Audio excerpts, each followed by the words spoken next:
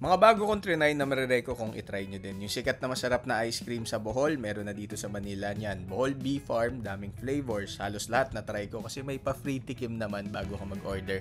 Sariling gawa kasi nila yung ice cream kaya unique yung flavors at yung texture. Bias ko pagdating sa dessert snack, Kamakura Warabi Mochi. Na-try ko to mismo sa Japan, same na same yan dito.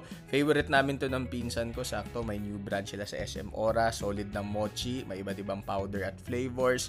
Pati drinks sila na matcha, okay. New addition sa mga favorite kong tea shop itong Churcha Sanchez. On the spot ginagawa or binubrew yung tea mo. Bukod doon, angat talaga yung tea flavor which works well for me kasi gusto ko yung lasang tsaa pero may masarap pa rin flavors na hindi matamis. Random discovery sa Quezon City area itong Kabuki Ramen. Mala hole in the wall siya sa location. Yung mga ino-offer nilang Japanese food, masasatisfy ka. Straightforward lang yung menu, konti lang yung choices, pati ramen nila goods. Taka Burger Place sa Poblacion na bago rin naming nagustuhan. Love their rustic classic burgers, pati nga yung chicken sandwich, okay.